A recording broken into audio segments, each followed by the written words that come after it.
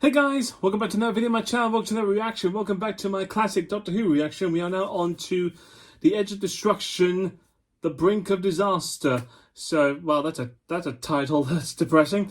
So last episode we saw like the TARDIS sort of had a crash landed somewhere, I guess, and all the TARDIS crew were knocked unconscious, and it led to a lot of like confusion, memory loss, Susan and the Doctor acting weird and paranoid against each other, accusing Ian and Barbara against things. You know, Susan pulled out a knife, pulled out scissors, and the Doctor ended up with the Doctor sort of drugging everyone to fall asleep so that he could do something, only to then be caught. So we're in weird territory right now where we don't know what's going on, we don't know where they are, what they're doing. Everyone is just a little bit paranoid. So hopefully we can fix that. But I'm excited to see how the story ends with this one, and to see like what sort of brought on this sort of weird paranoia. So let's go ahead, guys, and see The Brink of Disaster. Let's go. Yes, here we are. What is the Doctor doing? Ian. So it was you. Ian! It's no use pretending. Well, help him! Help him? You saw him. You saw what he tried to do. But, oh, what does it matter? Matter, young lady. He very nearly tried to strangle me. He has fainted. Look at him. So he's play acting. No, he isn't. Something terrible's happening to all of us. Not to me. Nothing's happened to me. This is a plot between the two of you to get control of my ship. I found you out. Why won't you admit it, Yes. Why don't you?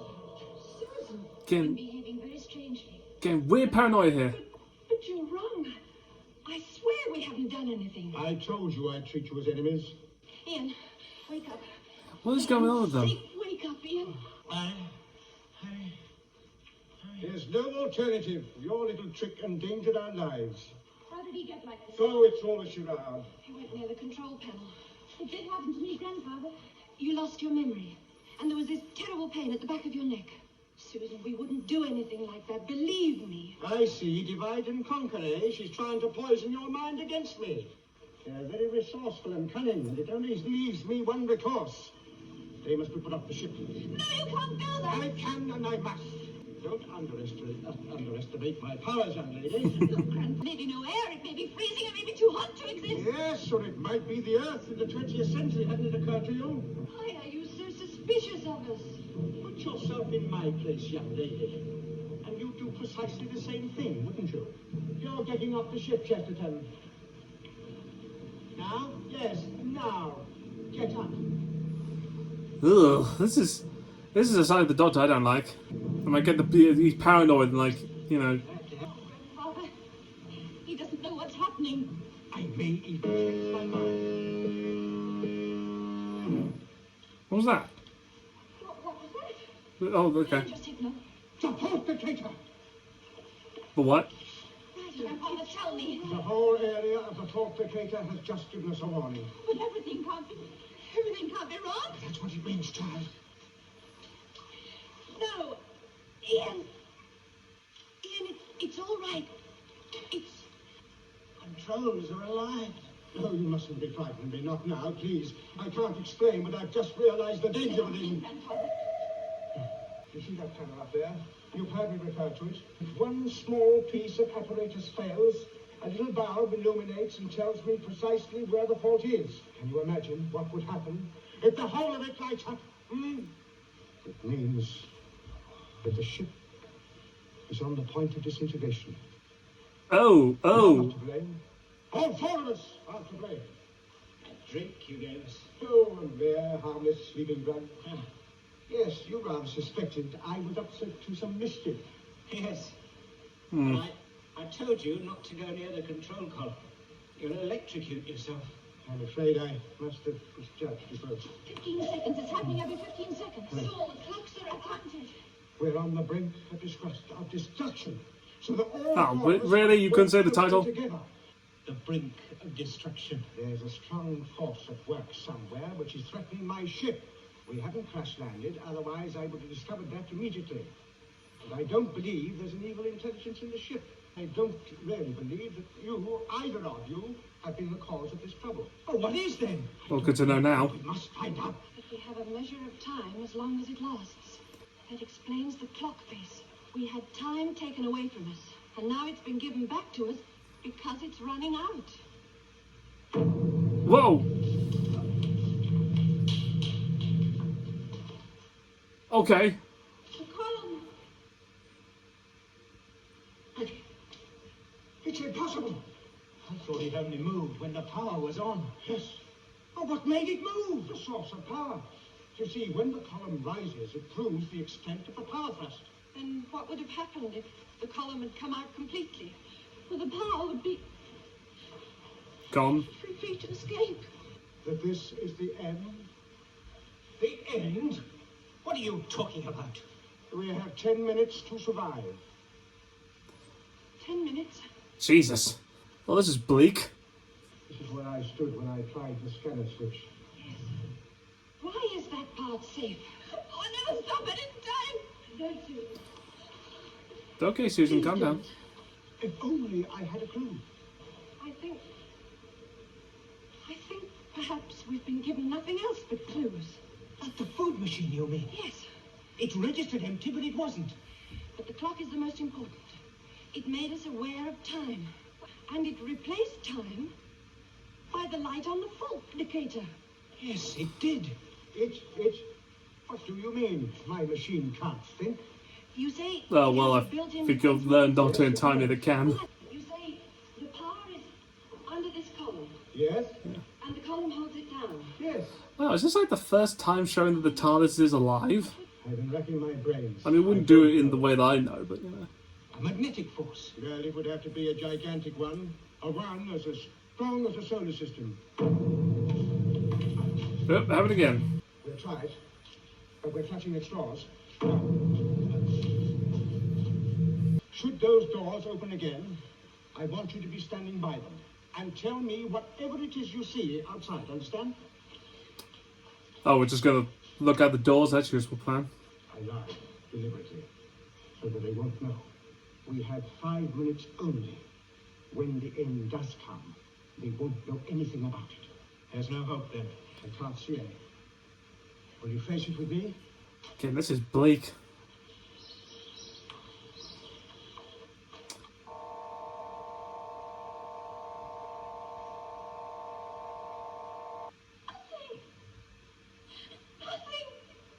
It can't be nothing. What is... It's all right. Okay, well, thank you.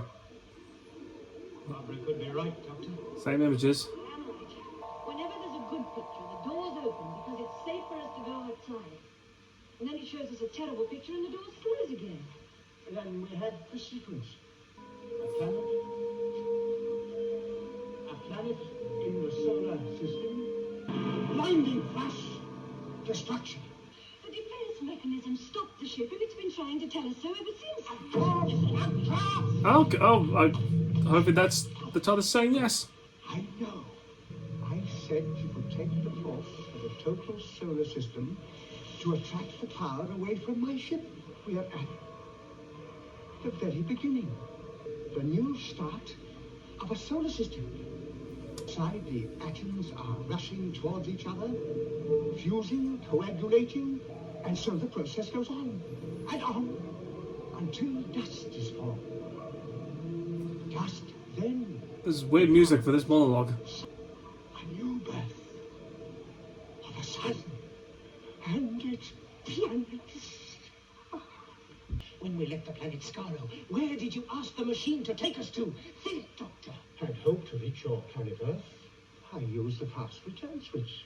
Doctor, show me. Show me that switch. Where is it? It's near the scanner switch. Really? But that's the part of the control that's safe. No, look, there's the switch. You see? Yes? It's stuck. It hasn't released itself. So, Come on, Doctor. Let's get it unstuck. Okay, yes, just a minute now. so what?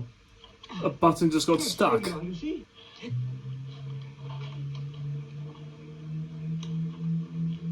Is that really all this was? A button got stuck and just went too far. It's safe now. What a stupid thing to do. Yes, it's more relaxed. All that because of a button. That's a stupid idea. It was the switch. It was still in place. You see, there's a little spring inside it, and it was stuck. It hadn't released itself.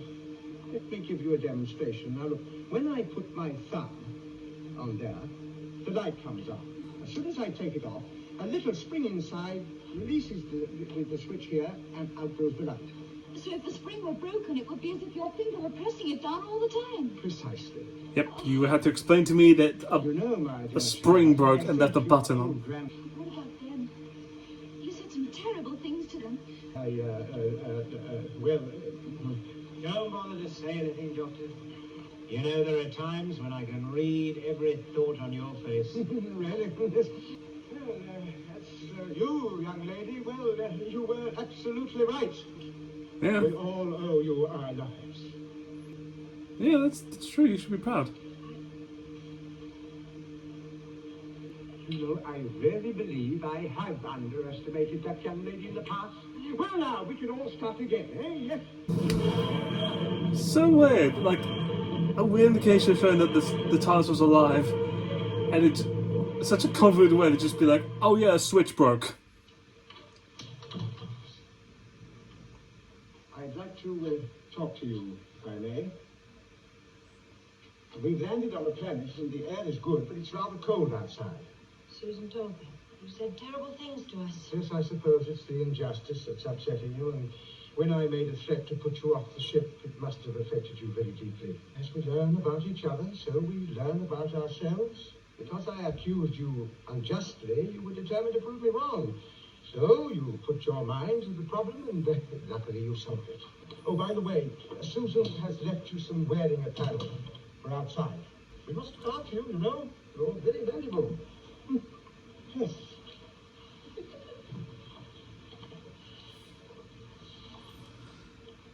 Yeah.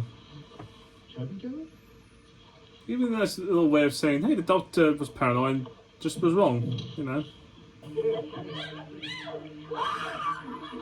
Well, I think it's absolutely splendid, Chesterfield. Yes, it suits you. It's a trifle too big for me. How many coats are you wearing, dude? Really? I thought it was made for two. Well, shall we join the ladies, Doctor? Look at this huge footprint. It's been made by a giant. Oh. Okay. I like that. That was really fun. Like, you know, such a strange notion of just like showing like the Doctor and Susan just being extremely paranoid of each other, and of everyone, of Ian and Barbara, and then, you know, just Barbara sort of having to like trying to determine that no, it's the TARDIS that's doing something to try and make you all question it. That's such a weird. I mean, on the whole, it's a stupid concept. A button broke and caused the whole thing to break, just so they were just traveling too far back in time or whatever it was.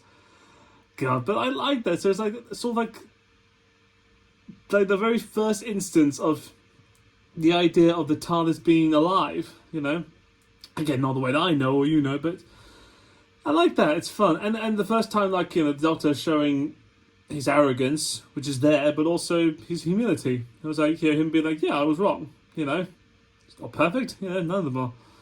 I like that though. That's fun. And it showed Barbara in a much more commanding lead then, because the last story I had, was Ian taking the charge. That was nice. That was a fun episode. Well, now we're on to now we're on to, I guess, Bigfoot and I guess, you know, the abominable snowman. All right then, let's see what this leads us then. So thank you so much for watching this. I hope you liked it very much. Like, comment, subscribe down below. Smash that like button as well. And I'll see you guys next time with a brand new video, brand new episode. So till then, guys, bye.